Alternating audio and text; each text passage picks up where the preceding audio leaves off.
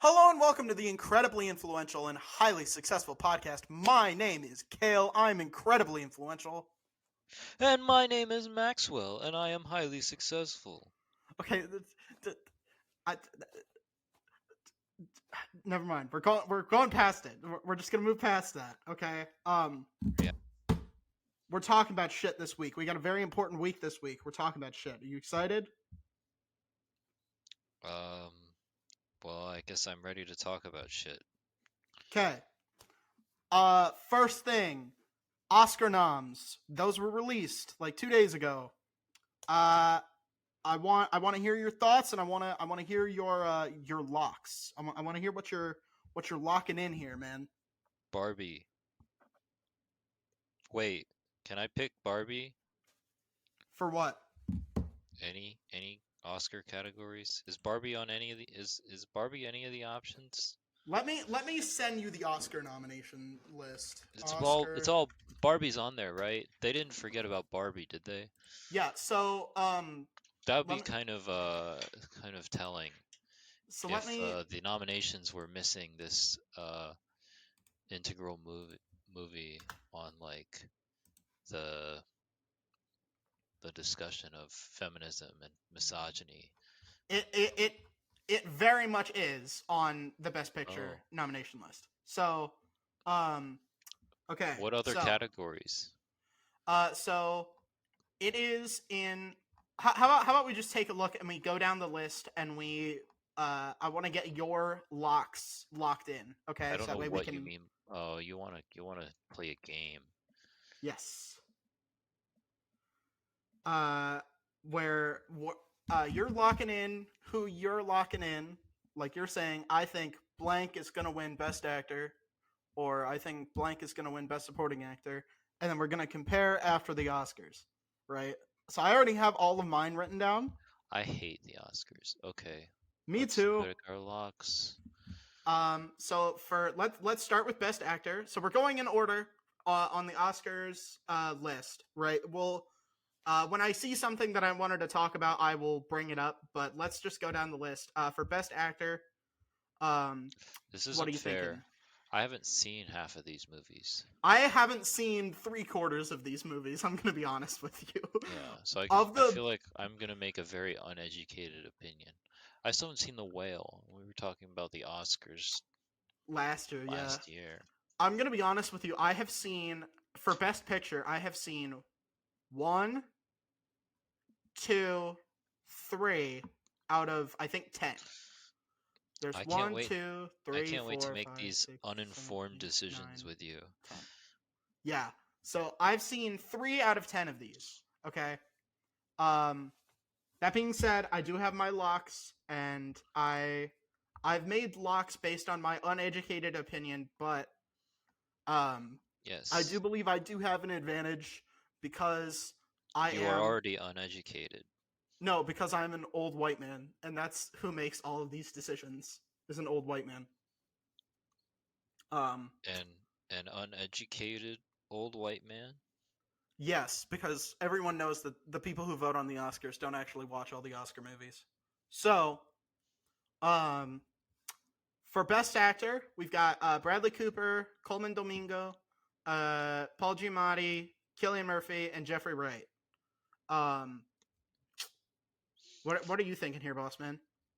Well, I have not seen 3 of the 5 movies that are on this list. I haven't seen 4 of the 5 movies on this list. Wow, and you want to make a decision. Yeah. You're I so locked in the brave. one that I saw. Well, I know that it's mostly a popularity contest, and I know who's gonna win. It's really funny because, like, I know which one you saw, and I know my pick, and it only comes out of seeing a second movie. So And it's Your pick is Paul Giamatti.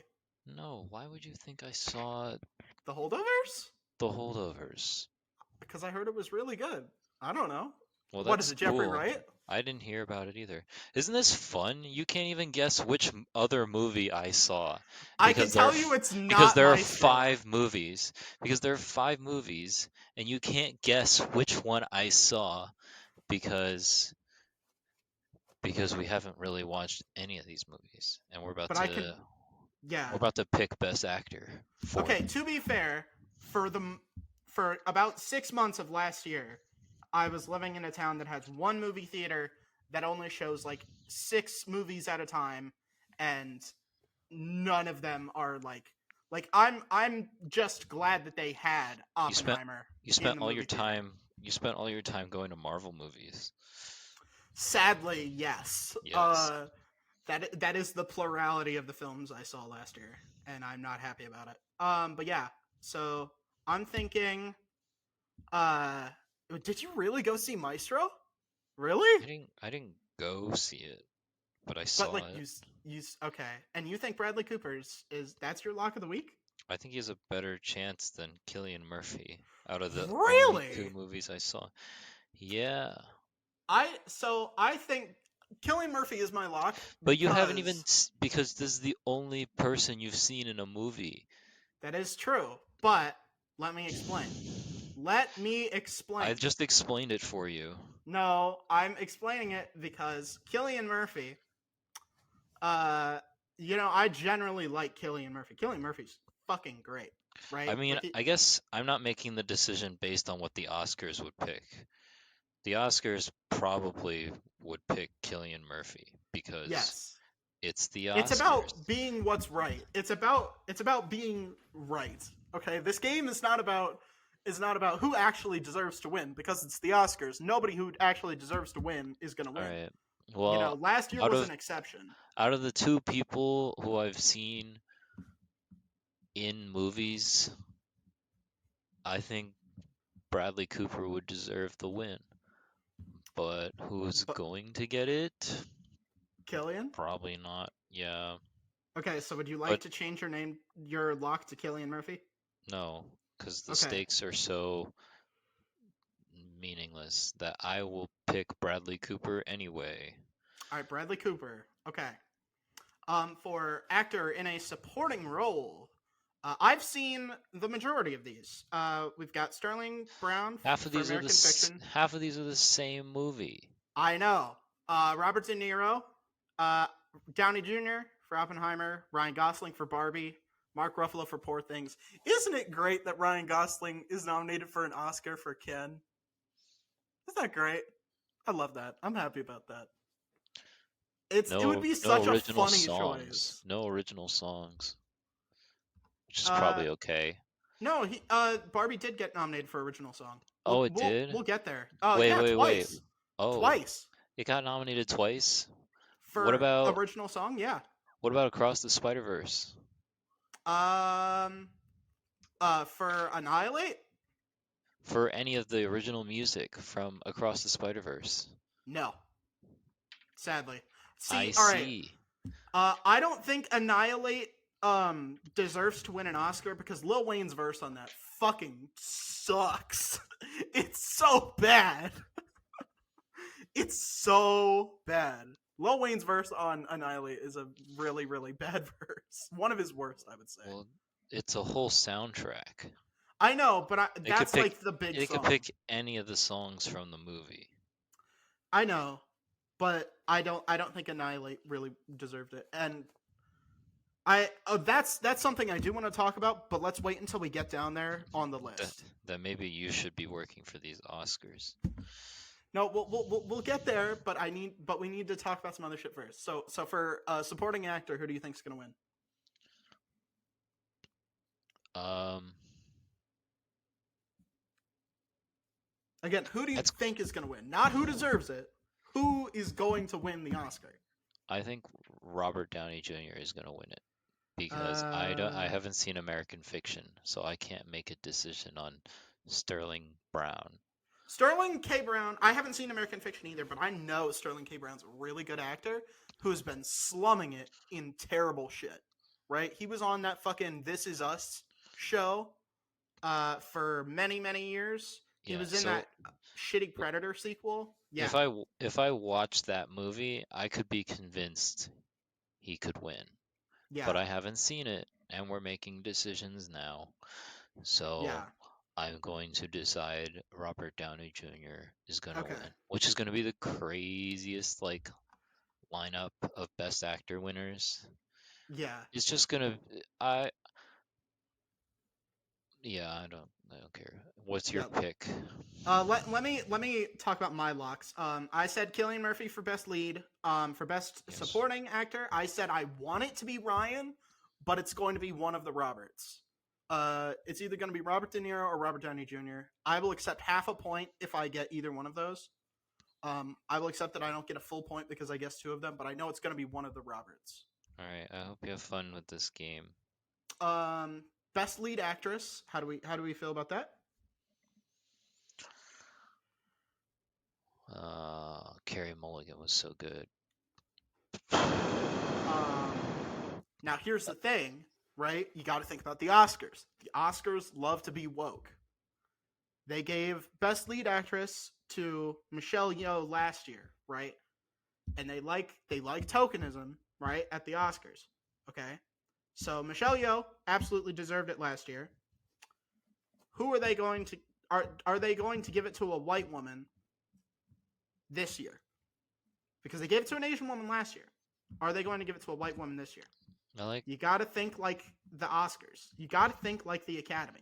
I like how this is what we're talking about instead of the actual performance, because that is thinking like the Oscars. Yeah, the Oscars don't give a shit about the performance. The Oscars cares about how are they going to look.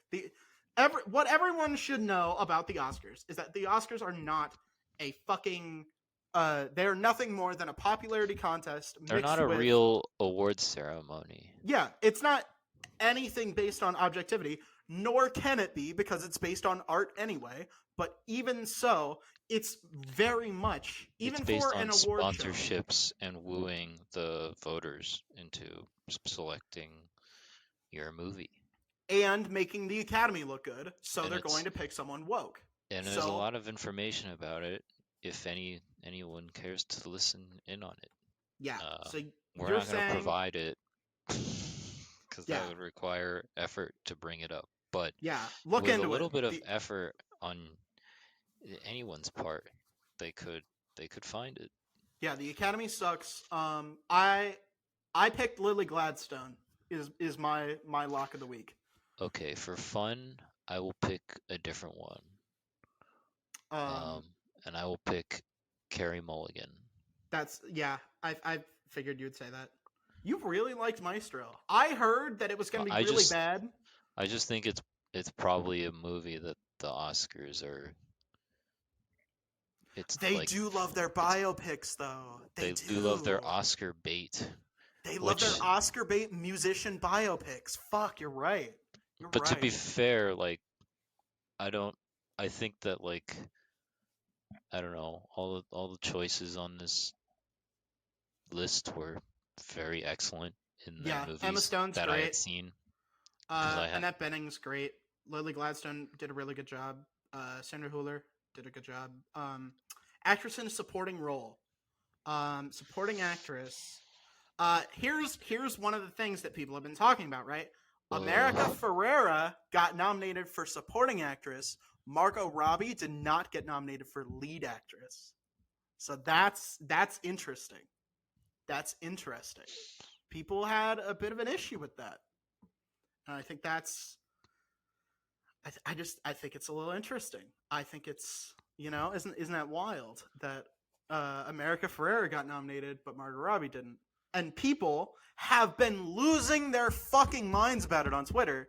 Like Ryan Gosling had to issue an apology because he got nominated. America Ferrera had to issue an apology because she got nominated and Margot Robbie didn't. It wasn't just Margot Robbie, but we'll get to it later. Why? But yeah, That makes no sense that they should apologize for something that's not their decision. it's yeah. What was his name? I'm trying to remember his name. Simu Liu also released an apology about that, and I think that's really fucking funny. But yeah. So Danielle Brooks, Emily Blunt, America Ferrera. Emily Brunt. She's getting the brunt of the awards as opposed to Florence Pugh, who I think did better. I think Florence Pugh did a lot better in supporting actress. And I feel like maybe Well, there's a discussion to be had here. it's not really about the supporting actress. It's about the lead actress. Isn't But that there is right? no lead actress in Oh, Emily Oppenheimer. Blunt. I see. Yeah, Emily Blunt. Yeah, we're talking about supporting actress. Yeah, I think of the two supporting actresses, Florence Pugh did a lot better. Um, and I think maybe there might be something into it where it's like how many actresses Or in the film someone. where they were nominated had a nude scene, because I'm wondering if maybe that had something to do with it, because Emily Blunt didn't have a nude scene but Florence Pugh did, so maybe there's like some unconscious bias to where they're like they took Emily Blunt more seriously and Florence Pugh less seriously. I don't know. I like to think that your train of thought is exactly what happens in the Oscars decision room. Me too. I would love to think that everyone in the Oscars thinks exactly like me, These but people just think this is really how they make these decisions and get like yeah. hopefully no one to watch them I except think you. Jodie You can Foster watch could them. probably win. I haven't seen Naiad or uh two three Right? fifths of these movies, Same but here. So Jodie Foster let's make a decision. Jodie Foster is Jodie Foster. How about that? I think I don't think America Ferrera has it, honestly. I was not wowed by her performance, I'm going to be honest with you. I think it's just, and I know the exact scene that they're going to use at the Oscars when they show like the clip, right? Because they always show a clip from every movie. They're going to show her fucking monologue, and that's the only reason she got nominated. And other than that, I don't. I think it was a pretty bland performance. So I'm gonna lock Jodie Foster. Yeah, I locked Jodie Foster. Um, what did you lock? What, what are Well, you thinking? I literally only know Barbie and Oppenheimer, and I have not seen these other movies, Mm-hmm. and I need to make a decision. Yes, we can come back to So, that if you want. no, let's just make one. Let's just make a decision. Just go for it. Just go nuts. Um, I'm gonna say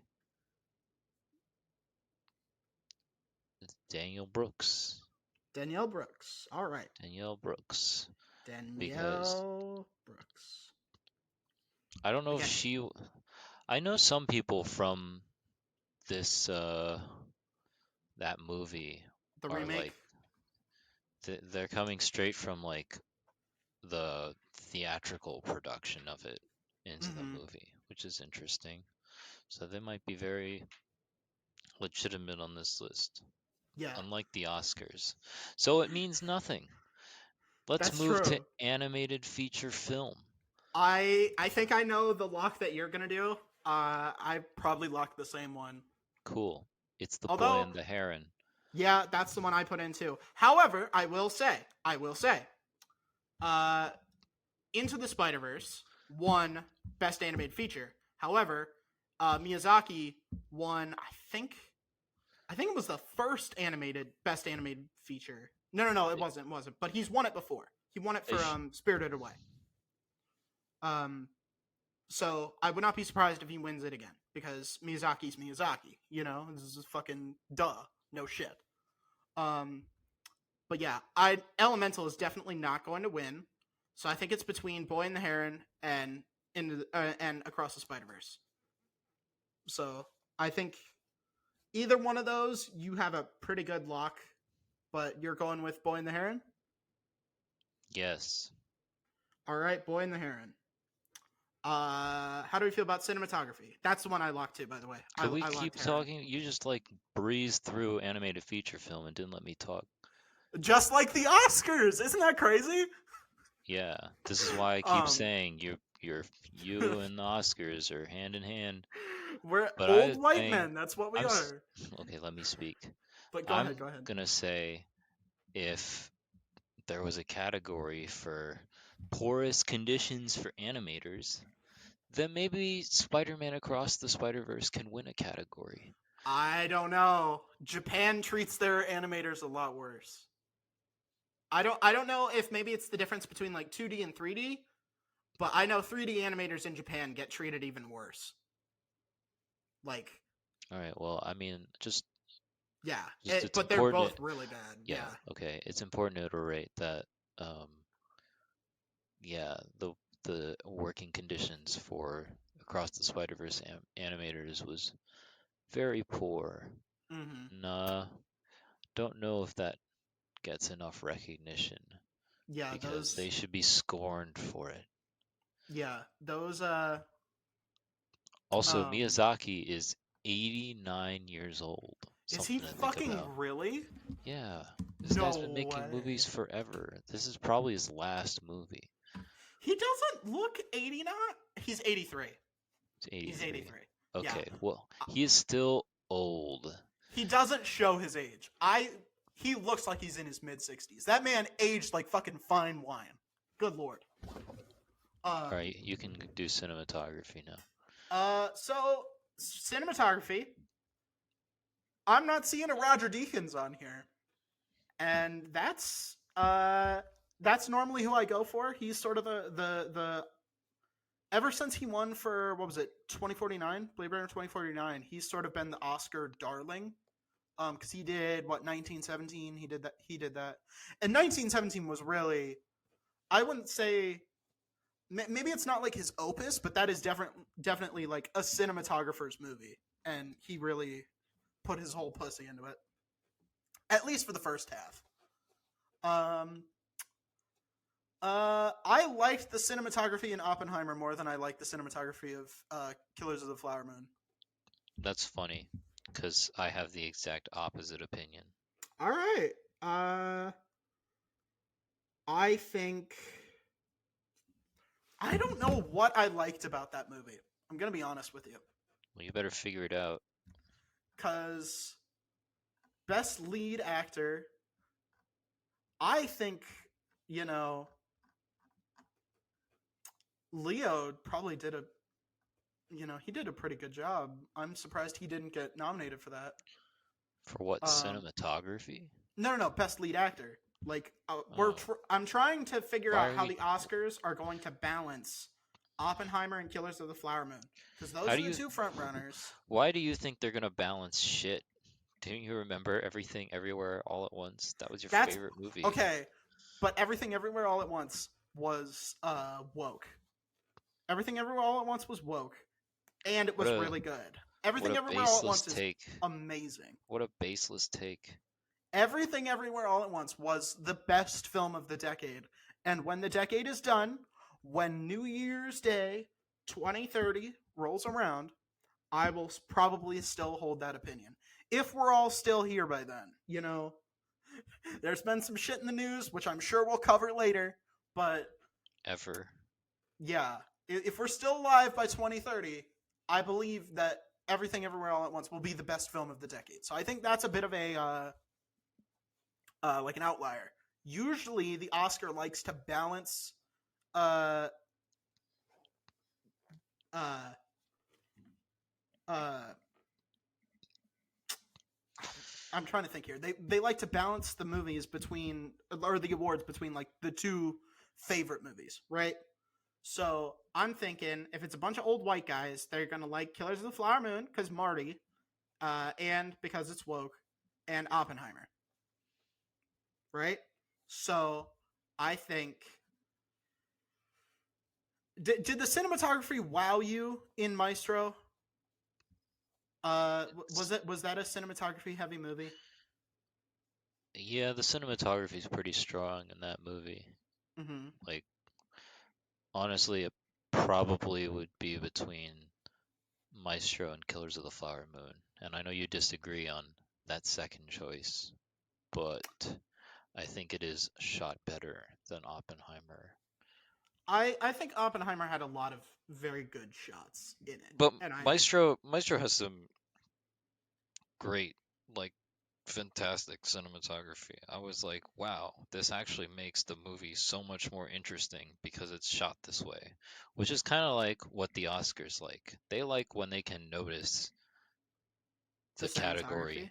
Yeah, It's like when they pick best editing because they pick the movie with the most edit. with the most editing. It's Yeah. not best editing, it's most editing. And Yeah, but yeah, they call it best editing. Well, I yes. don't know who picked that name, but it's clearly about the most editing. Yes. But yeah, I don't know. I liked a lot of the shots in Oppenheimer, and I think because all right, here's my opinion here, right? You got to remember, Where isn't it? you got to remember the people who vote on these When isn't movies it? are very stupid, especially when it comes to technical things. And cinematography is right on the border between technical and artsy, and like for the Oscars, right? And I think because Oppenheimer has a black and white part, they're dumb enough to be like, "Oh, it has a black and white part. We're going to give it the Oscar." That is the thought process of most of the Oscar voting members. So that's my thing here, right? But again, I I like that. Like it does tell us like it you can use the color grading to tell you where you are in the movie, right? Like in the or in the future, it's black and I white. mean, In the past, it's not in even color. really. Not even really, because sometimes it's like, oh, well, we're in the future, but we're not that far in the future. We're actually like in the furthest part in the past where this is relevant to everything else taking place in the future. It's not specifically about like the time passing. I think it's more about like what's going on in the actual film. Yeah, I More. feel like what do you think? Would Oppenheimer make sense if told in chronological order? I think the book was told in chronological order, so I'm gonna go with yes. But I don't think it would be as interesting. I think the script works better if it's in and out of order. You Yeah, I know, mean, I because can like think agree about with it. that. Like think about like one of my best examples for like a really good and also really bad historical film is Gettysburg, right?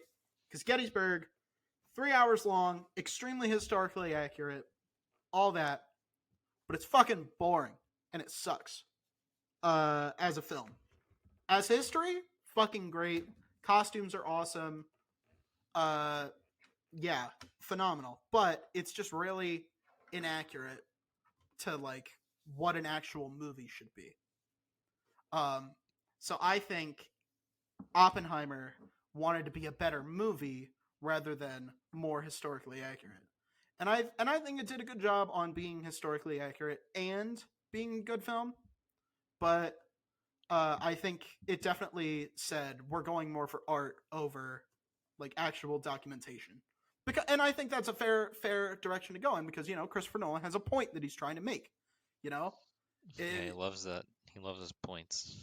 he does. It's almost like he's fucking preachy, but whatever. Um, costume design. Can we move on from cinematography? Oh wait, I didn't pick a movie. Oh yeah, yeah. Because I brought up Maestro. Um, which one do you want to pick? I'm gonna pick Poor Things. Really? Yeah. Well, Come on, you the gotta thing pick is, one. the thing is, like, I believe in Maestro being the best in cinematography out of these options, but I don't believe in the Oscars to make the right choice. Exactly. Again, you And so gotta think like an old white man. that's what makes this game so fun is not being able to guess like the demographic of the people who actually make the decisions. It's sort of like you know how those old point and click adventure games, a lot of those puzzles only make sense to the person who wrote them. That's sort of how the Oscars work. Yeah. Is that these choices only make sense to the old white man, but All right. being Um a fucking dumbass like I am, they make sense to me. I think I guess Oppenheimer will win. Do you think But Oppenheimer? I think Killers of the Flower Moon has a chance at winning. It's just I think I just think that when they're splitting, like let me spoil also, what I'm picking for the also, next one. let me spoil something for you. What's up? Oppenheimer is not the only movie to use black and white as an indicator for when people are in the past. So That's true, but maybe like your radar is off, and the that's Oscar true, people will but get confused. They can't tell which black and white movie slash color movie from which black and white slash color movie, and then they pick Maestro because they should.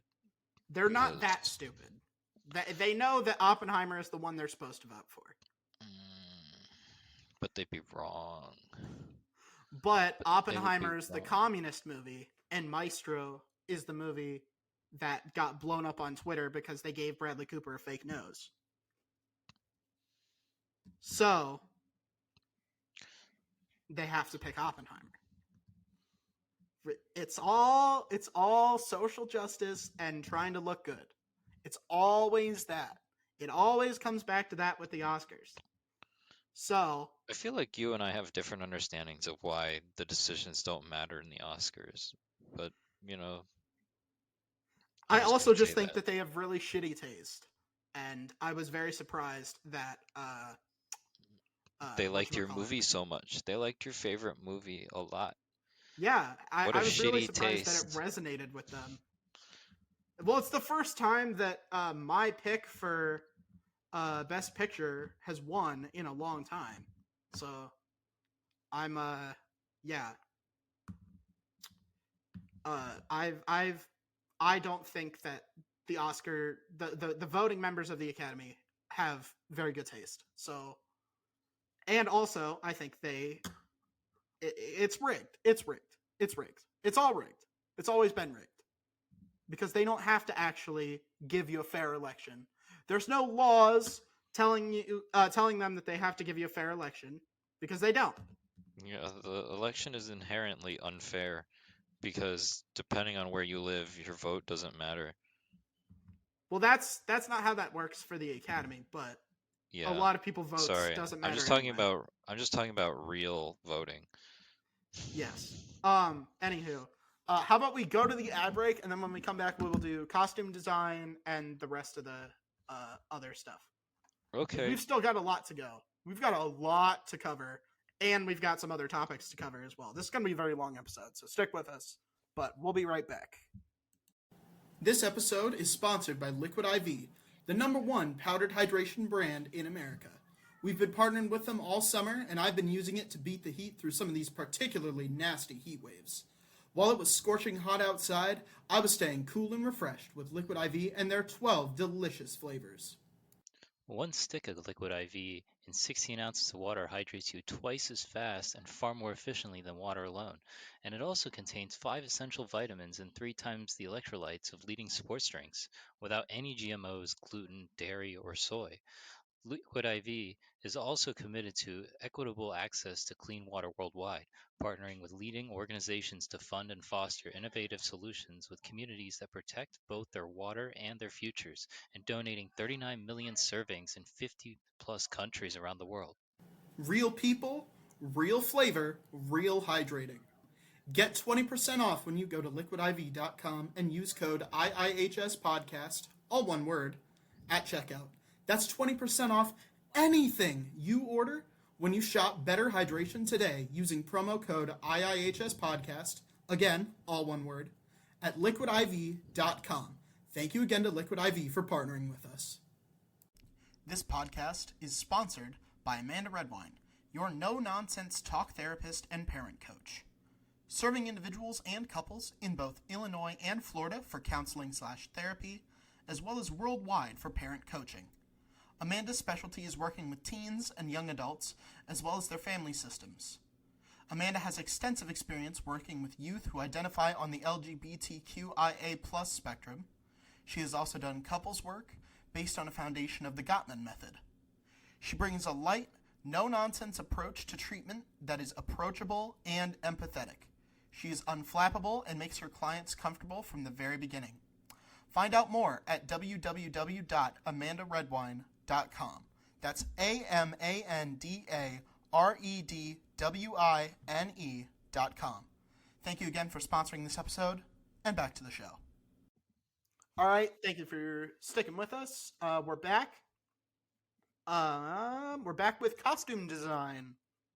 Barbie, Killers of the Flower Moon, Napoleon, Oppenheimer, and Poor Things. How do you feel about that? Poor Things should win. I think Poor Things is going to win. I don't want to. Again, I don't want to spoil it, but I think Poor All Things. this Oscar bait. Have you seen it?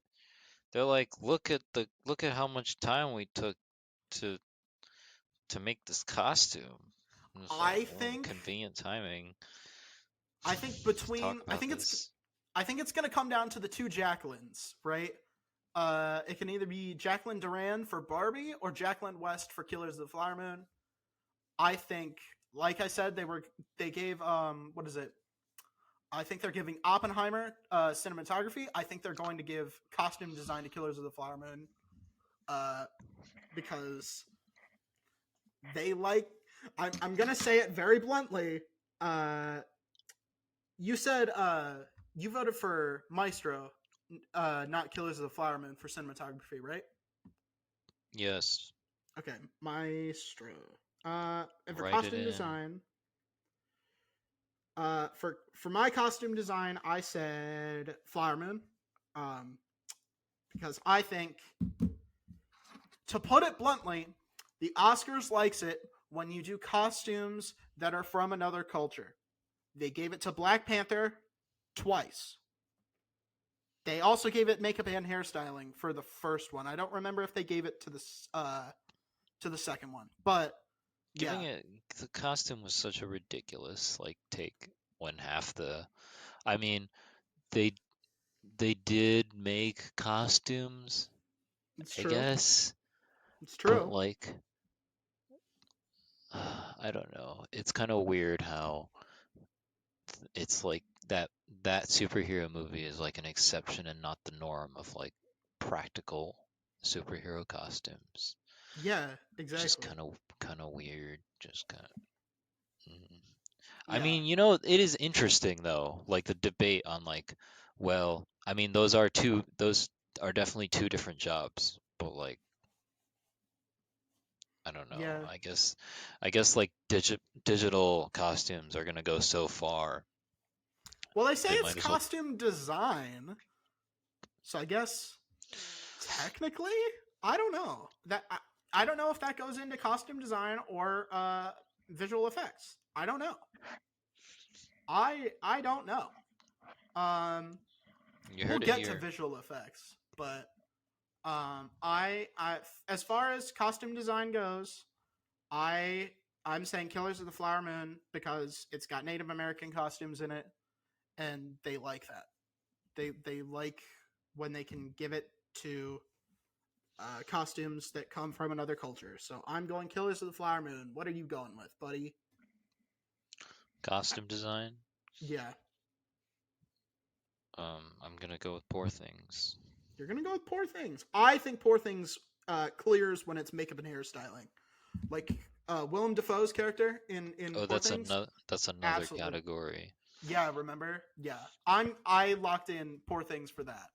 Let's skip down to there. Let's skip down to makeup and hairstyling. We're gonna skip best director. We'll come back, but we already talked about makeup and hairstyling. Do you think Maestro is going to win for the fake nose, or do you think it's going to Poor Things?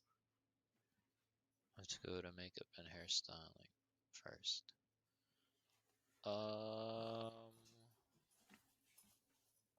Yeah, I guess I don't know any of these other movies, so I can't consider them. Yep. That is true. It is a bit of a struggle.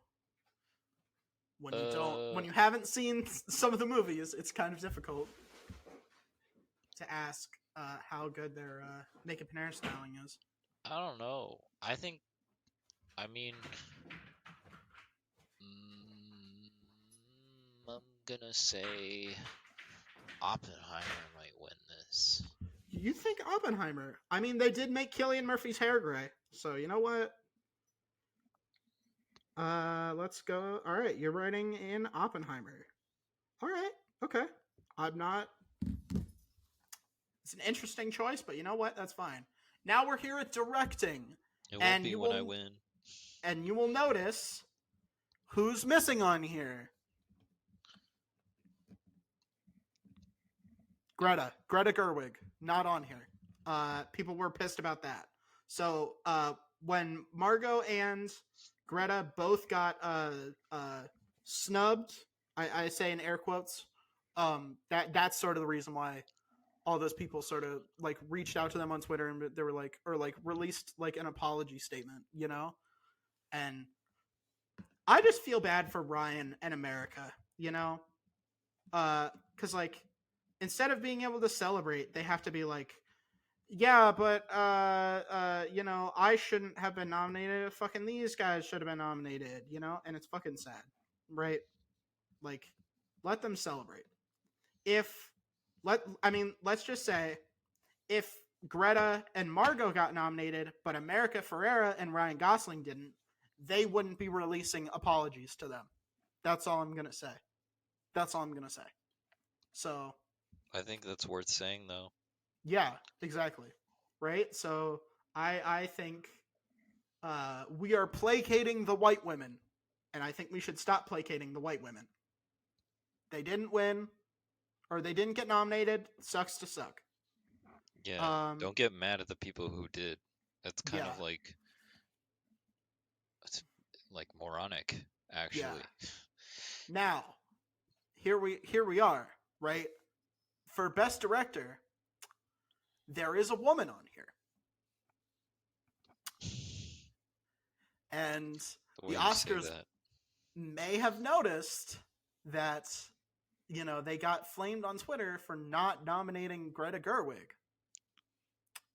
So there's a chance that they might course correct and vote for Justine Triet. So I forget what I locked off the top of my head. I don't want to taint you. I just want to provide that little bit of theory crafting there to see if that influences you. But I forget what I locked in. All right. I think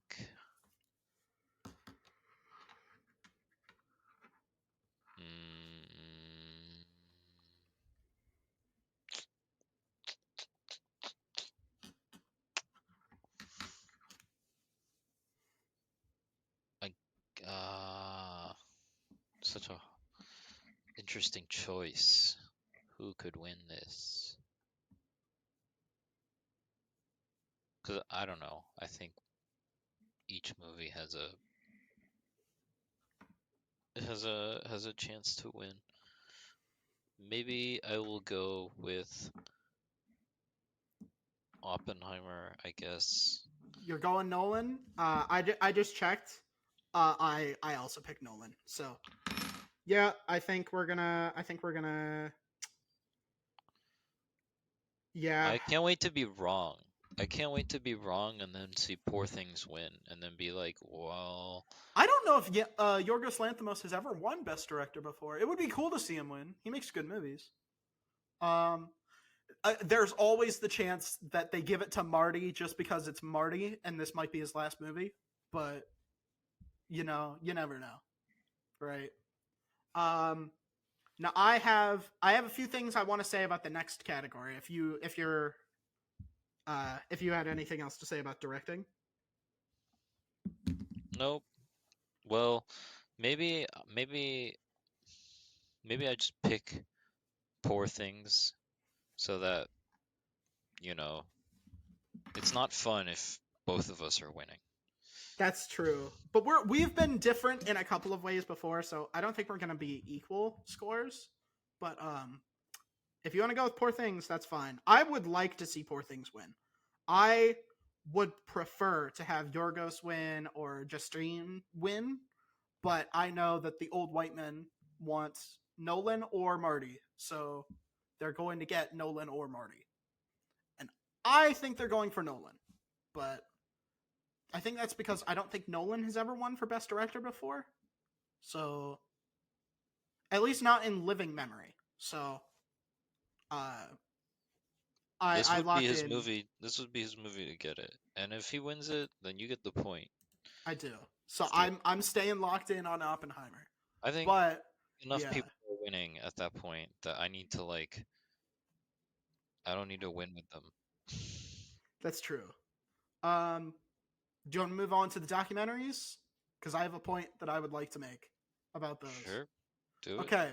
So for documentary feature film, I put Bobby Wine, the People's President, because it is political and it is about a culture that isn't America. But 20 Days in Mariupol is not going to win because nobody cares about Ukraine anymore. If 20 Days in Mariupol came out last year, it probably would have, or like was eligible for the Oscar in 2023, probably would have won. But nobody gives a fuck about Ukraine anymore now that it's Israel and Palestine. So 20 Days in Mariupol, not going to win. Bobby Wine is my lock of documentary feature film. What are you thinking? Well, there's not a lot of thinking. I don't have a lot to go off of. I will just pick 20 Days of Mariupol because that's the only one I know anything about. All right. And documentary short, I have an opinion on this. ABCs of book banning is my lock because it is a way for them to talk shit on Republicans, and they love doing that. So, absolutely, they're going to pick ABCs of book banning.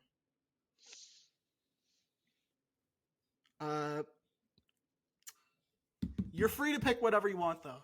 I'll pick the last one. Nine and Wipo. All right. I hope I pronounced that right, but I'm probably not. I think it's Nai and Waipo. All right. Because those are the Chinese words for grandma and grandpa. Oh, you know what? That makes sense. All right. Film editing. How do you feel about film editing? How did I feel about film editing? Oh, I don't like my lock for best editing. I don't like that. I'm going. I'm changing my lock. Now that I'm thinking about it, no, that was a terrible lock on my part. I'm stupid. Yeah.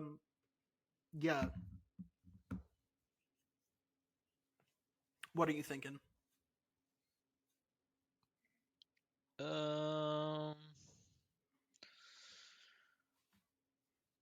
Fuck. Give the holdovers something, right? All right, you think it's holdovers? Okay. All right. By the way, I love that Yorgos Lanthimos hired another guy named Yorgos for film editing. That must be a very common name in Greece because I don't meet a lot of Yorgoses, to be honest.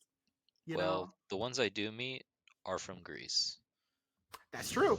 That's true. I guess that's like saying like I don't meet a lot of guys named Vladimir, but you know what? When I do, they're from Russia. International feature film.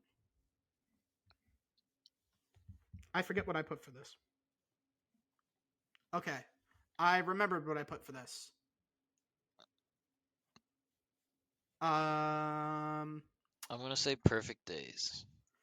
I think here's something funny. What?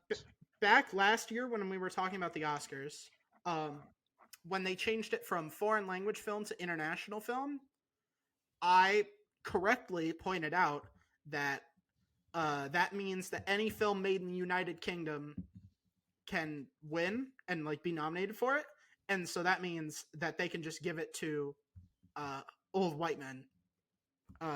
but instead of being old white American men, it's old white British men. So I put Zone of Interest. All right So, then. best international is Perfect Days for Maxwell. Perfect Days. We skipped makeup and hair, or we did makeup and hairstyling. Score. How do you feel about the score? Um. Uh. Damn. This is like the last thing John Williams is gonna get nominated for. Yeah, and it wasn't even like good. No, it wasn't. Like I That's can't so annoying. remember a single thing from Dial of Destiny at all. Yo, the original score in Poor Things is fucking crazy. I liked. Is that the one you're going with?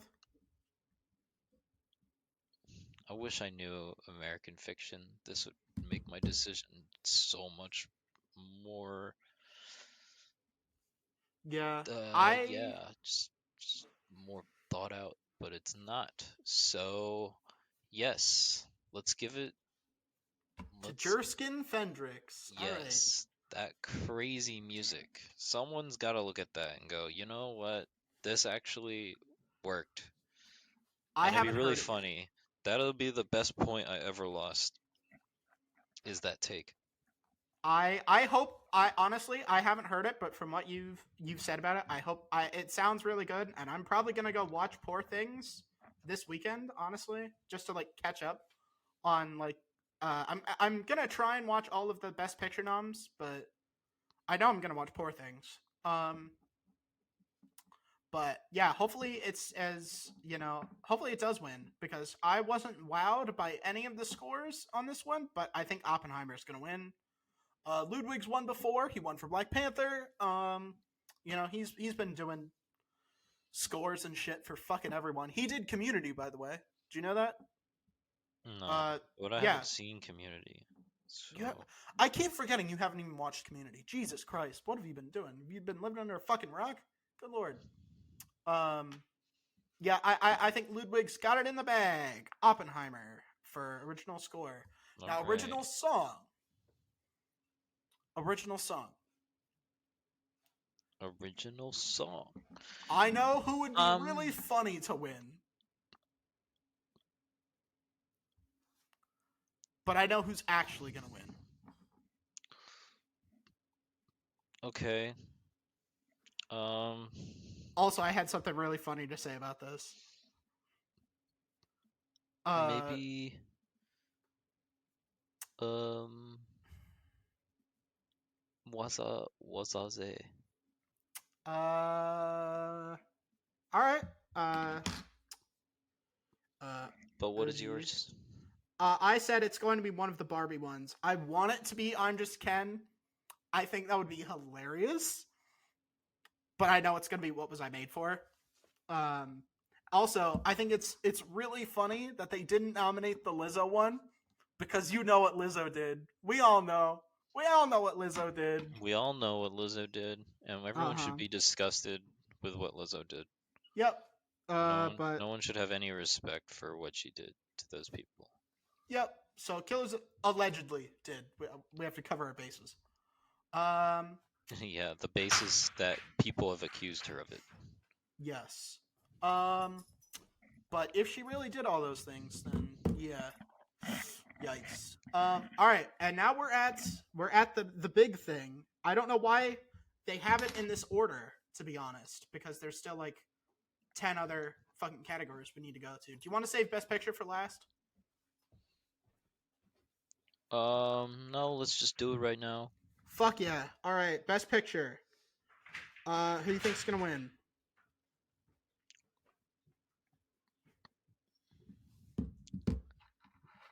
Maestro.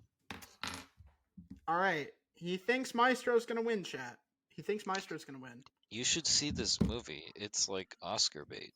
I know it is, and I'm sure if I did, I might change my lock to it. But I know that fucking here's my interesting choice, right? Uh, I think Killers of the Flower Moon. I locked Killers of the Flower Moon as going to be the one that wins. I know Oppenheimer's going to win more categories, but I think Killers of the Flower Moon is going to ultimately win. Sure. Because it's an important movie. It's a woke movie. They like to do that for those. You know, I don't think Zone of Interest or Past Lives. I don't think those have a chance. You know, I don't think a lot of those like smaller films really have much of a chance, right? Because again, they want to make themselves look good. They want people to tune in, and in order to take the Oscars seriously, they have to, like, yeah, they have to actually, Yes, just what you said. yeah, They have it's, to. Yeah. you You know, know. you get it, you get it. I really Um, don't. I really don't. I'm just repeating what you're saying.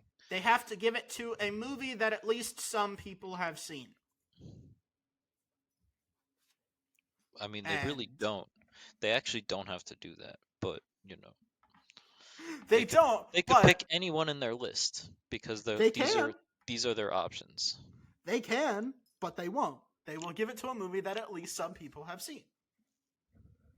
Uh, Production design. Unless you had anything else to say. Nope. Um, Production design. Did I give it to Barbie? I think Barbie should probably win for best production design. I liked Barbie's production design. Yeah, why not? I'll pick your pick too.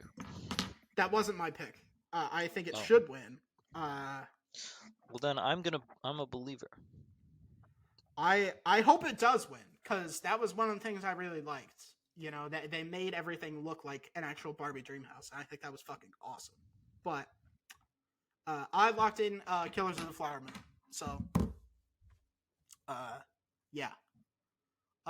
Animated short film. I think we all know who that one's gonna be. I don't know any of these, by the way. I haven't seen any of these. I could probably watch all of these in about an hour and a half, but I'm too lazy to. So 95 senses. I did War is Over because they love John and Yoko. But 95 sentences, probably good choice. 95. Don't know anything about any of the animated short films. Do you know anything about any of the live action short films? No. Neither do I. So I picked the one that sounds like the one that they're gonna pick. What sounds the coolest being read off? Wonderful Story of Henry Sugar sounds.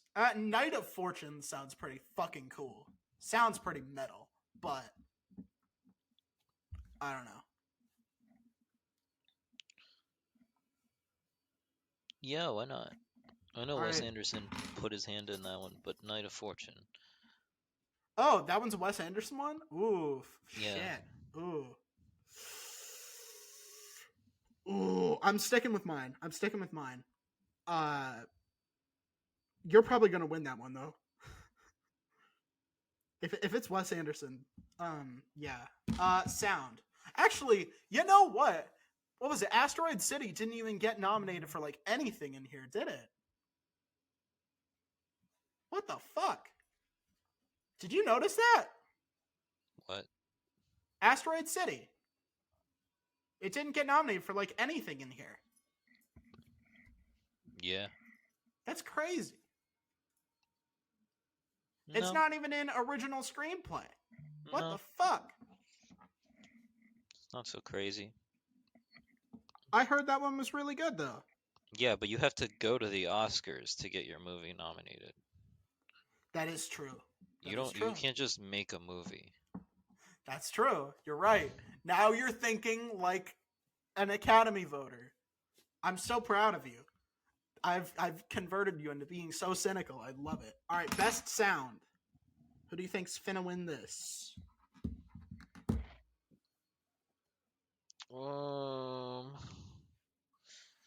Oppenheimer. I think that's the one I put in too. One would think that the music movie would probably win for that, but no. I mean, most the music is just composing music. I mean, it could win. It is good, but I don't think it will win. I think Oppenheimer's going to win because it's very loud, and they like to give it to the loud movies. Again, the Academy voters don't understand the actual technical side of things. So they're going to pick the loud movie for best sound. They're going to pick the most edited movie for best editing. And they're going to pick the most effects movie for visual effects. So you did Oppenheimer. I also did Oppenheimer. How do we feel about visual effects? Notice Oppenheimer is not nominated for visual effects because apparently they did drop a fucking nuke. I don't know. Yo, wait, did America do that? I don't know. I don't know if they dropped a fucking nuke for that movie. I'm not sure. I wasn't there. But who do you think's gonna win for visual effects? You actually got to go see Godzilla -1, didn't you? I didn't get to go see that. Yeah, that movie was sick. I heard it was really good. I wanted to go see it. I think I would have liked it more than I liked Shin Godzilla. Shin Godzilla was fucking bad. I don't care what anyone says. Shin Godzilla was stupid. Shin Godzilla looked fucking terrible. I think -1 could win. I mean, like, don't get me wrong, I have seen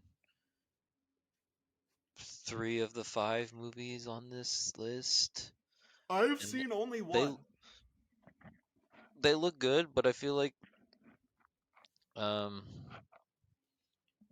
like I feel like the goal is to not focus on the visual effects. And like, Yeah, I mean, that's not how the Oscars think, but exactly.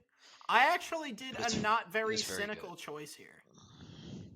I did a choice that I think actually is kind of the one I would like to win. I think The Creator is going to win for best visual effects. Or at least I hope it does, because The Creator had a very small budget for how it looks. It looks amazing for not a whole lot of money comparatively. And I think that's, if it does win, hopefully it can usher in an age of people, not spending cajillions of dollars on shitty VFX, and they can actually like learn to budget and actually make their visual effects shots look good. So I think Creator is going to win for visual effects, or at least that's what I locked in. But sounds like you want uh, -1. Honestly, hopefully Godzilla -1 is not like it's not like how like most Japanese visual effects studios are, where like they overwork everyone and everyone wants to die all the time, always. You know, I didn't pick that up because there's actually a video reaction. You can see them reacting to finding out their nomination.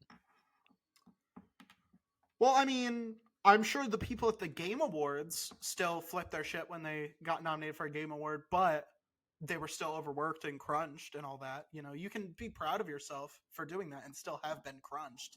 So I don't know. I'd like to not be a cynic about it, but I'm just not sure. America overworks their VFX people, Japan overworks the VFX people. It sucks. So hopefully the creator didn't really the team for the creator didn't really do that to their people, but I don't know about that either. I'm sure everyone on this list, everyone involved in any of the films on this list was probably worked harder than they should have been. So but I put in the creator because hopefully it means we can get more films that look as good as that one does for less money. But if you say Godzilla -1, I've heard Godzilla -1 is really good. I think I've seen a couple of clips and it looked pretty good, so I'm down with that. Yeah. Great. All right. We've got Next. 2 more categories. Best adapted screenplay. We've got American Fiction, Barbie, Oppenheimer, Poor Things, and Zone of Interest. and I have an opinion on this. So much Oscar bait. I feel like all I see is like people videos about these movies about these Oscar categories. Mm-hmm. I would say that Oppenheimer could win this. I broke with the norm and I said Barbie. I wrote down Barbie. I said, you know what? If they're going to give it an Oscar, they should probably give it to this one because they like Noah Baumbach. They like Marriage Story a whole lot, and he did that. So I think they're going to. If they are going to give it an Oscar, they're going to give it to that. So that way they can be like, hey, guys, we gave Greta Gerwig an Oscar. There you go. And then original screenplay.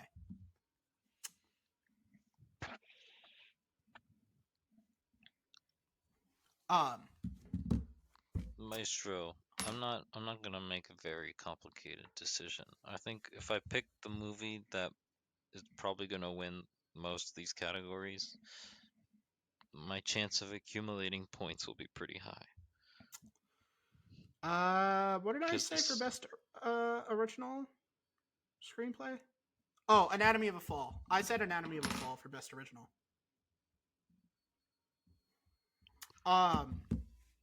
Okay, that's all the categories. But I wanted to ask you. I wanted to ask you a couple of non-nomination questions. okay, I want to hear your opinion. Do you think the Oscars will mention the slap? again, Yes, or like allude to it. Do you it's think from they will 2 years allude to ago. that? I know.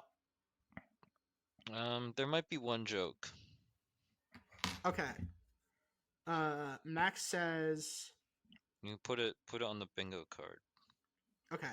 So Max says. They will mention the slap. And how many Trump jokes do you think they'll make? I don't think they're gonna make any. You don't think they're gonna make? All right. You think 0 Trump jokes? Okay. I say they will not mention the slap, and I think they're going to make at least 3. At least 3 Trump jokes or references. I don't know if that changes your answer. No, They love to be political. They love to be political, but like shitty, boring, liberal kind of political, not anything based, you know?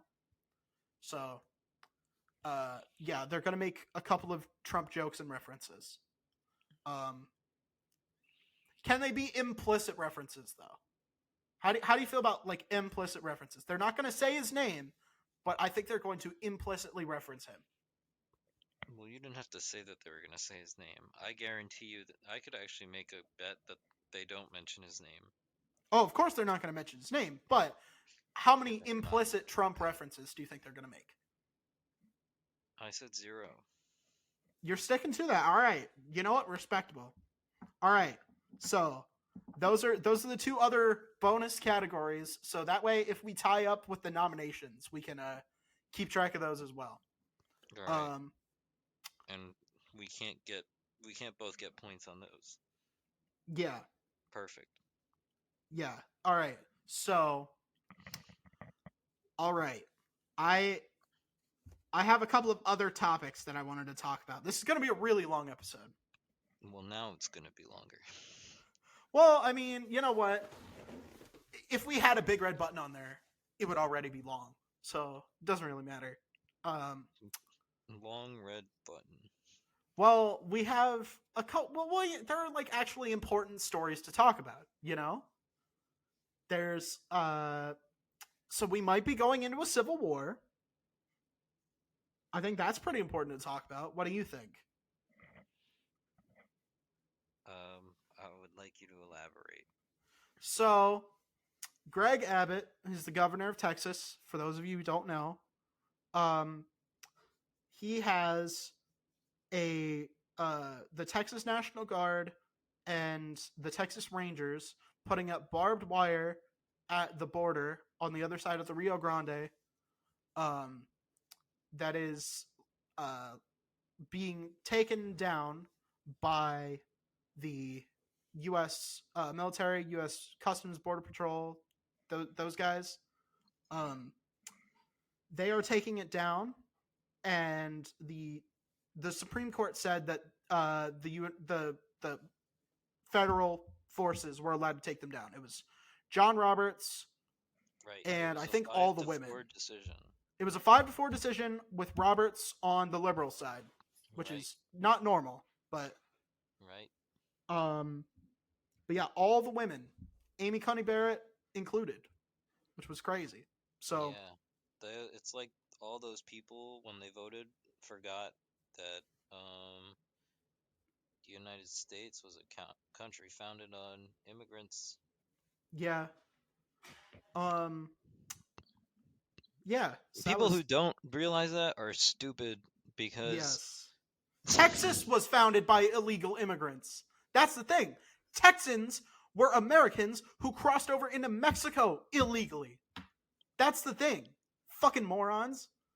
So, what I said was that if Greg Abbott decides to make this an insurrection and, fire on America, there is a very easy way for the American military to solve this. Because so unlike in the Civil War, so can we just clarify that the debate is about the state refusing a federal decision. yes, the United States. So the Supreme Court officially said that U.S. federal forces are allowed to take down the buoys and the bladed barbed wire type shit. They're allowed to take it down. It is the Constitution says that it is the federal government's job to take care of the border, and if the state governors want to use the National Guard to do that, then the federal government is allowed to nationalize the National Guard. It's in the fucking name, morons! There's Yeah, a joke that I would like to make about Greg Abbott. Tell that to the sitting governor of Texas, because I would like apparently, to tell a lot of things to the sitting governor of Texas, yeah, including that there is that the United States government knows where he is at all times, and that there is a device that can specifically be launched from not only almost every helicopter in service, but also multiple planes, UAVs, watercraft, and specific ground vehicles that can specifically target him, like laser guided directly into him. And it would end this entire thing once and for all. So I would just like to warn Governor Abbott, the United States knows where you are at all times, and unlike with Vladimir Putin, we can drop you. And you specifically, and you only, very no one else easily. would get hurt. Exactly. It's just you. Like, in your bed, we can take you out and leave your wife alive, unharmed. She's going to be deaf from the rocket engine, but yeah, the R9X Hellfire missile is a great invention. So I would hazard you, Governor Abbott, that, I don't know if I'm going to get canceled for this. But I don't think your wheelchair can run away fast enough from a fucking missile. You can roll away, but your arms are only going to die tired. So I would hazard you, don't fuck with the United States military. Not a good idea. Yeah, so that's my opinion. If we do go to civil war, it's going to be a bloodbath, and not on our side. The anyone who goes against the United States military is going to get fucked. And it's going to be hilarious. So get your popcorn. I actually just got a little special popcorn bowl for Christmas. I don't know if I mentioned this, but I got it for Christmas, and it's real nice. I love it. So I will be eating good with my fancy popcorn. Excellent. Yeah. Um, in other news, there was a court case that I want to get your opinion on about cannabis psychosis. Did you hear about that one? Nope. So, a woman in, I believe, California, where weed is legal. So, weed is recreational weed is legal in this state.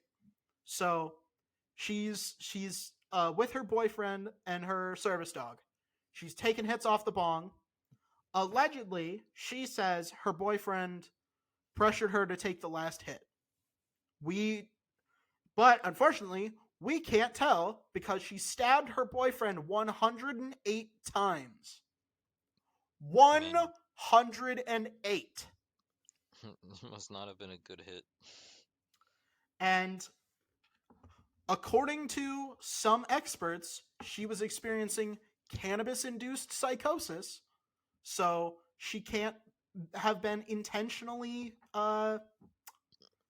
it couldn't have been intentional. So the prosecution, because they agreed with the expert, they decided to drop the charges down to involuntary manslaughter. But guess what? She got convicted as guilty, but the judge gave her like 108 hours of community service. 108 hours of community service. That judge is going to hell. I mean, 'Cause- the man's dead. Yeah, a man fucking died because because this judge is an absolute pussy who fucking doesn't understand the ramifications of what he's just done by that sentencing, has now just opened the floodgates for everyone who smokes weed on anything to pretend to have psychosis and get away with crimes basically scot-free. So Well, I mean, yeah. unless they're trying to like use weed as like a instrument to get away with murder. But they can now. But they can. As long as they can fake weed psychosis. Anyone can do it now. It's fucking easy. So fuck that judge. I hope he goes to hell. Well, you say it's easy, but I've never stabbed someone 107 times. No, I'm saying someone could very feasibly pretend to have weed psychosis after committing murder. And just be like, well, I had weed psychosis. What are you going to do? And that's it. I think my point still stands, but you did say your thing. And maybe weed psychosis is a real thing. Maybe. I don't know. The experts say it is. Sure. I myself have not looked into the studies on it, but I'm a psych major. If it's peer reviewed and it clears the scientific method, sure, it's a real thing. But a man was stabbed 108 times.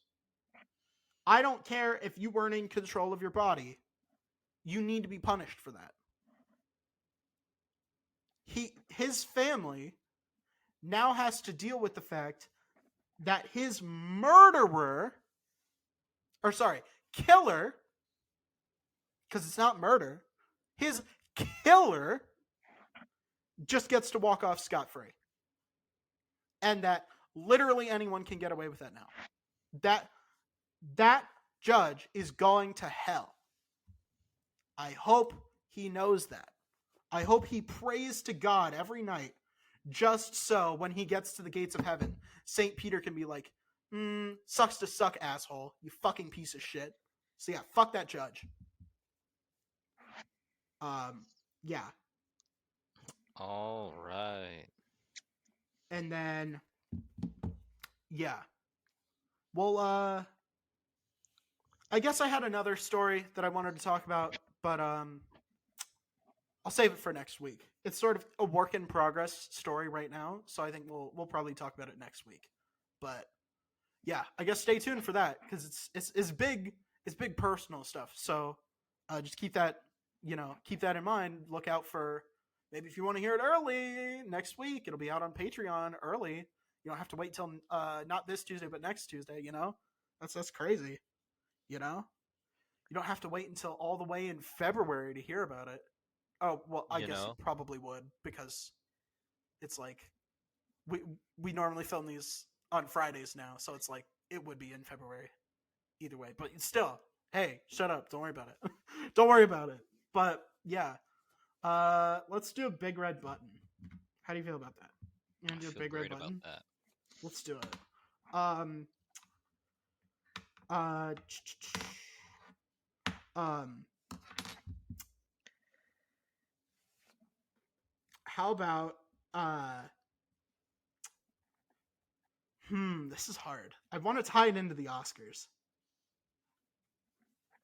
Um,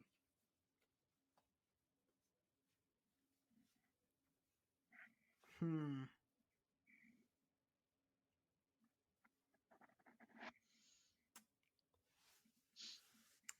How about Maestro wins Best Picture, but the sadness of losing uh, causes Martin Scorcese to retire forever. I actually hit that button. Wow! Yeah, I'm the bad guy. Wow! That's fucked up. That's fucked up. I know. I know it is, Um, but I did it. You gave me the option, and I pressed the fucking button. I'm gonna be honest. I don't really care for Scorsese films either. I don't really care for him. So, I mean, I felt like I did, but I would still press the button. I So, think I think Killers of the Flower Moon was a little overrated. I don't think it deserves to win Best Picture, but I mean, I haven't really seen the rest of those films on that list. I'm sure Poor Things is probably pretty good. I reckon once I see Poor Things, that might probably be my favorite. But as of now, I reckon Oppenheimer was probably my favorite movie of at least that's on that list. I don't know what would be my favorite movie of this year. I didn't see a lot of movies this year. It was mostly just, you know, Guardians yeah, 3, The Marvels, Indiana Jones. What was the other Marvel movie that came out this year? Quantum Mania. Gross. Ugh. I forgot about that. I lived in a world for a very brief period. I lived in a world where Quantumania didn't happen, Yes, you did. and I've ruined that for myself. And yeah, And everyone listening. yeah. Now you all get to live in suffering with me because if you didn't remember Quantumania happened, you did now. So there you go. Now we're all suffering together. But yeah, fucking yeah, Oppenheimer. Oppenheimer was pretty good. I liked Oppenheimer more than Barbie, I think. Um, yeah, I think Barbie was too preachy, but I don't think it had like the skills to back it up. You know what I mean? Interesting. Like, does that make sense? The skills to back it up. Right? Like, if I'm gonna have a movie be preachy at me and tell me, how to think and what to feel and shit, it better at least be like a good movie. You know? Killers of the Flower Moon was preachy, but you know what? It was a good ass movie. So, uh, I'm okay with that. Oppenheimer was a preachy movie, but it was good. Barbie, it's just it I wouldn't give it anything over like a 6.5, right? And I think preachy comedies are a little bit more insufferable than preachy dramas. You know what I mean? Um, I I don't know. I don't I don't gauge him on that metric. It's just something I've noticed, right? Like if there's like a film that's like a comedy, but it's preachy, it sort of doesn't come off right for me. But that's just me. But yeah, I would say I wouldn't mind if Scorsese retired. He had a good run. Yeah, he's pretty old. He might Yeah. he might actually be 89. He I uh what do you think? What's I'm your sticking estimate? to I'm sticking to my guns. He's actually younger than Miyazaki. He's 81. Oh shit. Yeah. Hayao Miyazaki aged like fucking wine, dude. That man looks good for 83. I love how like we list these and it like kind of gives you a good idea of how old the president is.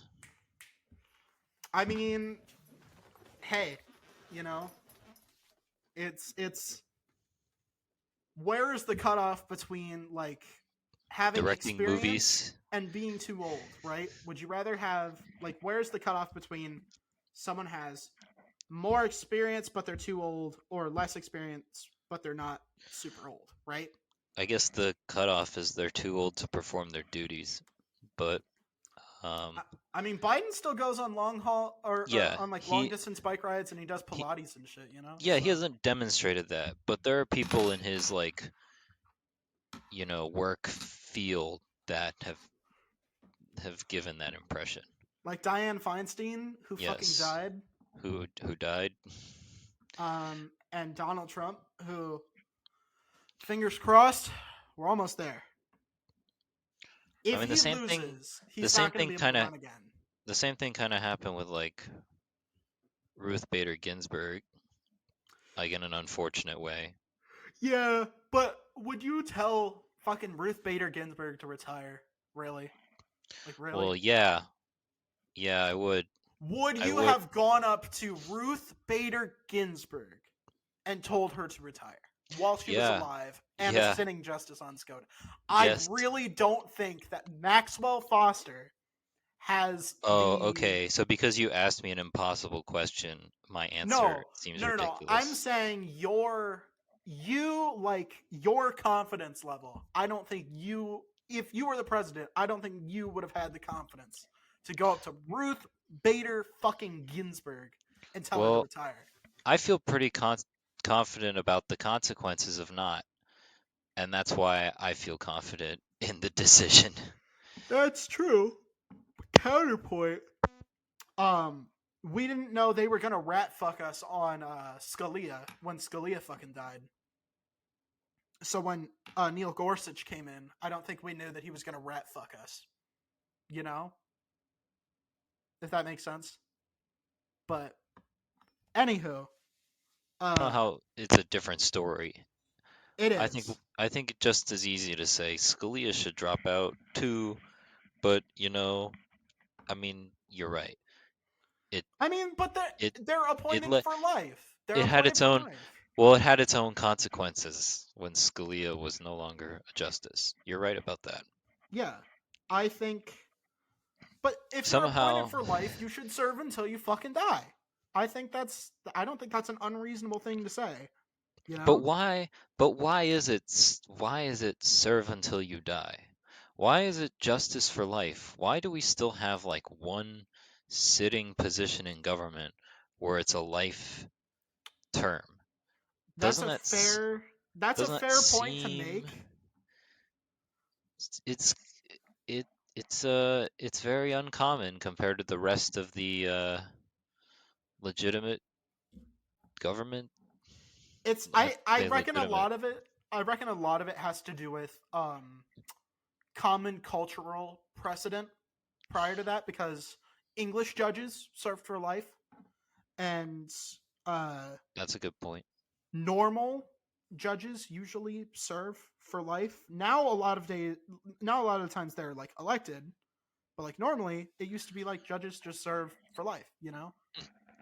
And it was just like, yeah, like but like judges need like re-election now, and that didn't used to be the case. And yeah, I'm sure there's like a lot of factors that were involved in that, and I think also the main thing is once you get old enough. like in order to be old enough to be a judge, you have to have been a lawyer for a long ass time anyway. So it's like they're gonna be old anyway, and as long as they're not like demented, then it's probably fine because it's like they're probably not gonna live for like what is it if they got elected like a 10-year term anyway. But like if you're constantly phasing in and out new Supreme Court justices, I reckon that's going to be pretty difficult because uh, it's a lot harder to bring in a Supreme Court justice because instead of being um, like a normal election, they are nominated by president and confirmed by Congress. So it's going to be a lot harder to get one of those in than just to do an election every The th- whatever the years. funny thing is like that seems like a hard enough process, but it's rarely even how the process happens anyway. How so? Well, because like I mean it's a shared decision, right? Yeah, It's supposed to be the involvement of all parties, but I feel like the president's decision is not accounted for. yeah, but I think also Unless it's like unless it's favored by the majority of Congress. yeah, I think another thing to keep in mind. It's kind of just like when Congress feels like taking the president's decision, you know. I wonder what the tell is. I think also when the country was founded and they laid out the rules for that in the Constitution. Remember, judicial review happened as the Supreme Court decision. The Supreme Court basically gave themselves the amount of power that they have now, right? Because the Constitution was sort of semi vague on it, and they were like, well, in the first like real Supreme Court discussion case, they were like in Marbury v. Madison, they were like, okay, we have the ability to interpret the law, and what we say goes unless you change the fucking Constitution to do that. That's not how the Constitution was written. So that I don't think they prepared for that in the Constitution, and also I don't think they prepared for the amount of judicial activism that there is on the court now. I think there was less judicial activism back in the day, and there is, I guess you could say, like again, they weren't prepared for what the climate would be today with like the justices and shit because they didn't intend for the Supreme Court to be as powerful as they are, you know, if that makes sense. I see. And so nowadays, the both sides have recognized the ability of using the Supreme Court and like buying a Supreme Court justice to where now it's not an impartial position. And some of them try their like a lot of them vote down like ideological lines and party lines, but some of them actually have done like things that are detrimental to the side that elected them. Amy Coney Barrett said sided with the other women and John Roberts. So that's not normal. She doesn't usually do that, but not the. I would say the Supreme Court justices are the least partisan party or like position in our government. Does that make sense? Well, I mean, like in a legal standpoint, they're supposed to be, Yes, and but in actuality, I don't think it's the case at all. no, but they're more What do you they're mean, no, more but? Wait, impartial. wait, stop! Don't say but. Just say no. Like no, No, they're and not. Okay, like that's a they better are word. still partial, but they are sometimes less partisan than uh you know like Congress people or the president, right? Like in Congress there are literally positions called whips that are designed to whip you into voting along party lines. But because the Supreme Court justices are appointed for life, they don't off some of the times, they don't often do it, but sometimes they will actually go against the people that elected them. Again, Amy Coney Barrett, Brett and Amy have done some things against Trump and the Republicans. I think Neil is the most partisan from what I remember, but I haven't been looking at all the Supreme Court things, so I could be wrong. But I know Neil usually sticks to party lines, but Brett has dissented from that before. Um, Brett Kavanaugh is an absolute scumbag who belongs in fucking jail, not on the Supreme Court. Yeah, But it's funny how people who belong in jail are members of the Supreme Court. yeah, who's that? It's Clarence like, fucking Thomas also belongs yeah, in jail. Um, people make decisions like criminals, but are yeah, Supreme Court justices, yeah. and that's our country. In a It's, just world, hopefully, you know what? If it does come to a civil war, I would like for in the aftermath, Joe Biden and the newly strengthened Liberal Party to be able to actually take some of these people to task and like lock up Trump and some of the people that he fucking appointed and just fucking give them the rope, honestly, right? Like the shit they've done probably counts as treason. You know, at least Trump definitely was working with Russia and rope. well, not directly, No, but directly working with Russia. He in his first fucking year in office. I hate how I'm the only person who remembers this. well, In I his mean, like first year in office, he gave them classified intel on when I, one of our wh- allies in the Oval Office. yeah, when I say like not directly, I don't mean like he wasn't directly involved. I just mean like he was not the person doing it. He was just the person who got the other person to do it. Kind of like how Palpatine is not directly involved with Padme's assassination. I mean, Trump I is not guess. Trump is not directly involved in Russian interference. I It's don't the think same. there's as many middlemen as Palpatine and Padme because Yeah, that's the funny Palpatine. thing. Is that the scene is that what I'm comparing it to has fewer middlemen than Trump's involvement with the Russians. Yeah, Palpatine's a fucking moron, but even he's not as dumb as Trump. Jesus Even he Christ. put more people in between his like uh you know whatever you want to call you not following the stature and standards of government. Oh shit, we're talking about Star Wars. Fuck. Hang on. Let me finish my thought. But we need to talk about Bad Batch before we end the show. To quote I guess I don't want to say friend of the podcast. Inspiration of the podcast. Friend of a friend Incredibly, of the podcast. How is it about an that? incredibly influential, no, or a highly successful member of the podcast? Sadly not a member of the podcast yet, but I mean, I see. I'd be cool with having him on. But to quote Cosmonaut Variety Hour, aka Marcus, aka friend of a friend of the podcast, influence on the podcast. How about that? Influence on the podcast. Um, uh, Palpatine wants Padme dead, but he doesn't want to do it himself. So he goes to Count Dooku and he says, Are you "Kill just gonna Padme." say this? But Count Dooku doesn't want to do it himself. So he goes to Jango Fett. And Jango Fett doesn't want to do it himself. So he hires a shapeshifter. And the shapeshifter doesn't want to do it herself. So she hires a robot.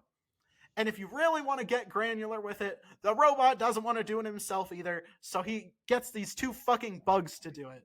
So isn't that fucking funny that Donald Trump just had one middleman and that was it? Jesus Christ. Anywho, we need to talk about the final Bad Batch season trailer. We need to talk about this. Ian McDermott killed it as voice acting as always. I'm glad that now that Tim Curry can no longer Rest in peace. No, Tim Curry's still alive. He just he had a stroke and he doesn't usually show up for it. It's Ian Abercrombie who passed Ian away. Abercrombie. Yeah, Yeah. that's right. Tim Curry showed up and did he stepped in for between 2012 and 2014, but Ian Ian McDiarmid came back for Bad Batch season 2, which was fucking lit. They used archival footage of him in Bad Batch season 1 and Clone Wars season 7, um but like they actually got him in, and he was in Obi-Wan Kenobi. Can we just fucking talk about that? It all comes back to Obi-Wan Kenobi, but he showed up for that. Let's be real here. He That's also fucking showed lit. up. He also showed up for all that other stuff you mentioned. Yeah, I think and Rise of Skywalker came out before Obi-Wan Kenobi did. it did. And All right. Well, I don't have anything else to say. fucking Ventress is back. Can we just talk about that? How do you feel about that? I'm excited. Are I feel you? like the only comments I've heard are people talking about the people talking about not liking her being back. I I But will I haven't say actually seen any comments. And I read the book. I read the book these people are talking about I read that your they're copy of that book. Oh, really? I Yeah, I you used an lent it to me. audiobook. That's Oh interesting. no, I think AJ stole it. We had a. Were you there for Honestly, AJ? no. Okay, I had a friend I think at your our boarding memory is school. very off base. AJ, my friend AJ liked to steal from the comic book store that we lived near, and he stole that book, and I read his copy of it. Nice, nice. I listened to an audiobook version of it, and I'm gonna say I'm very excited for this because I found the ending of that book to be really bad.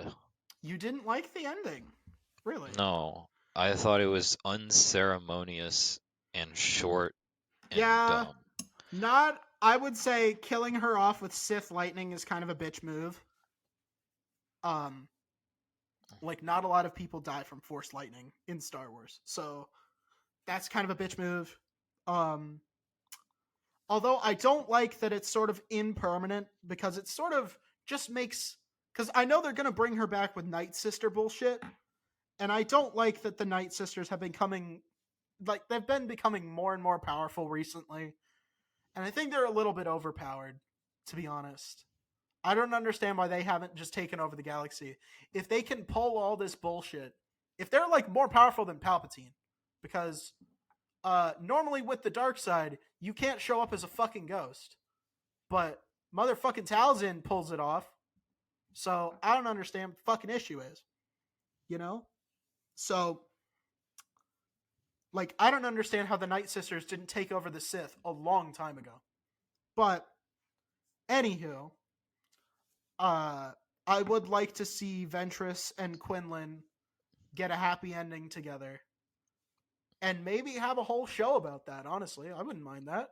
Well, they were gonna make almost half a season about this.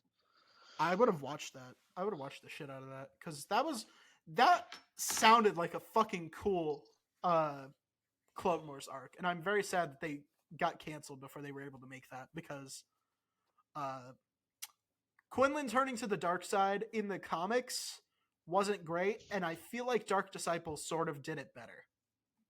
And I feel like that's a hot take, but I feel like there was like too many Jedi who sort of turned to the dark side. Sora Bulk, Quinlan Voss. There was a few others, and I didn't like it, and so I feel like Dark Disciple handled it a little bit better. But yeah, and they confirmed that Quinlan was alive again in the Obi-Wan show. So they confirmed a lot of people were still alive, and that a lot of people were now canon in that show, which I think was really cool. I don't know how you feel about that, but like we got a lot of people recanonized that are like pillars of Star Wars Legends. I think Rom Coda was recanonized. What is it? Corran Horn's dad, I think, was recanonized. So a lot of A lot of people. Wow, everyone's here. Everyone followed the hidden path. Cornhorn's dad is here. it's it's like the fucking everyone is here Super Smash Bros commercial. Yes, but it's all like really random, obscure Jedi that probably should have They're died. not obscure. Shut up. Don't worry Well, about it. they probably should have died. Shut up. Shut up, dude. Shut up. Fucking yeah. Quinlan was there. God damn it. I'm looking. I'm trying to find the thing on Wikipedia to find all the people who showed up at that safe house was the thing. That's what I'm looking for it. I'm looking for it and I can't fucking find it. But there's a lot of them. And it was very cool. God damn it. This is annoying. This is really annoying because it's really interesting the amount of Jedi who got like brought back from that. You know what? Here's the thing. Appearances. I It's can go not a by. long list. I could go by Here's the thing. appearances. I could go by what was it? Part 3 of Obi-Wan Kenobi. Part 3, God damn it. It keeps fucking me around because there's like a shit ton of ads and stuff. Show. So we got Jin Altus, you know, It sounds like that's a real Jedi name and not like some prank call shut name. up! I'm Shut up, looking for dude! Jin Altus. Is there a Shut, Jin Altus? shut up, dude! Shut up, dude! Shut up! Don't worry about it, bro. They're cool. Shut up! There's actual cool Jedi's in here. I promise. Uh, That's what you've been saying. Rogonda is Marin. You know, do we got Oh, I any don't think I've ever been Rogonda there before. fans? I heard Shut it's lovely this up! time of year. Shut up! Nikos Mar, Drake Logan. Duh. We got some real celebrities in here. I yeah, I'm gonna keep it real with you. It's oh no, Ram Koda was not in this. Oops. Nice. Damn, that's a shame. Can't can't generate that from your random name generator. Shut up! It's not a random name generator. I'm gonna hit you with a shoe. How about that? Fuck you. But yeah, I don't know. We got some cool names. It's not. You know, there's there's fans. There's some stuff for the fans in there. You didn't even have to prove anything, but you've made me unconvinced. Shut up! Shut up, dude. Ekria, can't forget Ekria. Ekria is a classic. Um, I yeah, I know. I literally don't know who that is. Yeah, most people don't. But no, I mean it was cool though. Cornhorn's dad. That's cool. We like Cornhorn's dad. I don't even. He doesn't even have a name. He's just It's his it's dad. it's what is the name? Kieran Halcyon. Or no. I think it's Valen Halcyon. And then he changes his name to Hal Horn. And then his son is Corin Horn. And I think he's Seth Green. Where do you keep all this information? Do you take it Corin with you to the bar? Horn. Yeah, Corin Horn. He kind of looks like Seth Green. I think he's like legally distinct. They weren't supposed to use his face, but he kind of looks like Seth Green, and I think that's pretty funny. But anywho, fucking Quinlan Voss show. That's my point. Is give me a Quinlan Voss show. Oh, also, as of literally 1 minute ago, jury found Donald Trump guilty of or liable for defamation against E. Jean Carroll. So that's the second L he's taken to E. Jean Carroll. And I think it'd be really funny if she sued him again for defaming her during this trial as well. Because if she's already done it twice, she could probably do it again. Get the fucking hat trick. Take all his goddamn money. I don't care. But yeah, 83.9 million for the defamation. So that's pretty rough. That's pretty fucking rough. E. Jean Carroll is fucking rich now. I'd love to see what she does with it. Hopefully, she donates most of it to fucking the Joe Biden campaign. That'd be cool. Or at least she donates like as much as she can. I think there's like certain caps of like how much money you're allowed to spend. But yeah, hopefully she donates a lot of it to making sure that Trump doesn't become president again. But yeah, I think basically all we need to say is Bad Batch is exciting. Yes, it's the it is final exciting. season, and honestly, I wouldn't have cared all that much until they brought back Ventress. And you know what? If Ventress is back, then I'm back. But yeah, all right. I think we can end it there. We already did our big red button. Let's yeah. Thank you very much for watching. I want to thank Justin Connor, our patron over on Patreon, for his patronage. It keeps the lights on, keeps this show going, gives us more fuel to make these hour and it's gonna be like an hour and 50-minute episodes for you guys. So yeah, thank you, Justin. If you want a cool shout out, head on over to patreon.com and join our $3 tier. If you join our $5 tier, you get an even cooler shout out along with early access to all these episodes ad free. So that's cool. Also, we're going to be doing some movie commentaries this year. We might even do an Oscar commentary. So stay tuned for that. But also, if you want to follow us on social media, we are at IIHS Podcast on YouTube, Threads, Twitter, Instagram, and now Blue Sky. So we're there too. But yeah, we're on all those. If you want to do topic suggestions, Q&A, general updates on the show, that's the best place to go. But other than that, I don't have anything else to say. This has been a long ass episode. We've talked about a lot. So yeah. My name is Kale. I've been incredibly influential.